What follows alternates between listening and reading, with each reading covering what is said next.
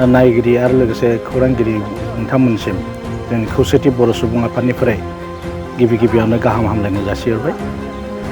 दिनै जोङो खौसेथि बर' सुबुं मिरु आफादा जोंनि गासै जोङो 15 साननि थाखाय जोङो धुबुरीनिफ्राय मैया जोङो जागायजेनदों बङाइगाव धुबुरीयाव। बेयाव दिनैहाय नैथि सान। बे नैथि सानाव जोङो बरपेटा जिल्लाया बे देकापारा गामियाव जों सफैदों।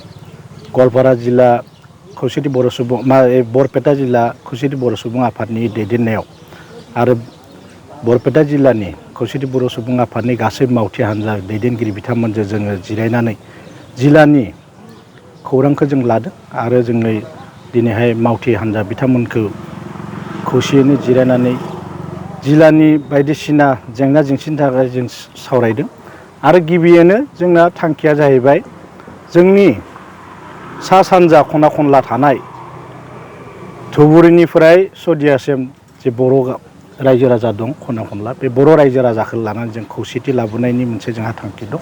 लोगोसेयैनो जों जि बिटिआर एकर्ड थांनाय 2020 मायथाइयाव बे बिटिआर एकर्ड थामथि एकर्डआव खौसेथि बर' सुबुं आफादाबो जों सागानगिरि महरै बेहाय बाहागो लादों।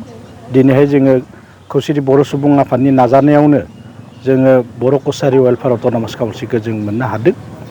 बेखायनो बे बर' कसारि वेलफेयार अट'नमास काउन्सिलनि दा जोंनि फैगौ समफोराव आसाम गभर्नमेन्टजों जोंनि माखासे मोननो नांगौ जे एकर्डआव फैफानाय बेखौ जोङो रायजो राजानि सिगाङाव जोङो रोखायै फोरमायदों।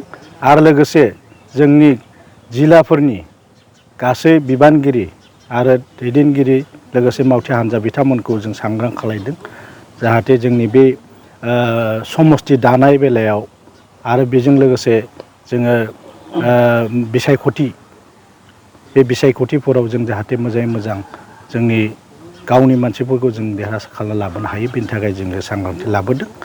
इयुनाव जोंहा गोबां मावनांगौ हाबाफारि दंबावो। लोगोसेयैनो आरो जों बेखौबो जों मिन्थिहोदों रायजो राजानो जे देग्लाय जोङो खौसेथि बर' सुबुं आफादा माखासे थांखि लादों बर' कसारि वेलफेयार अट'नमास काउन्सिल BKWSCनि बिथांमोनजों सावरायनानै जे जोंनि बर'नि गेजेराव जोङो मावनानै दांनानै गावनो मावनानै दांनानै जों बोरैहाय गावखौनो साबलम्बि खालायनो हायो जिउ माने रायजो राजा जानाय जिउ खुंनायाव, बेखौबो जोङो सांग्रांथि खालायदों आरो बेनि थाखायबो जोङो बे सांग्रांथि मेलखौ लाबोनाय जादों आरोखि।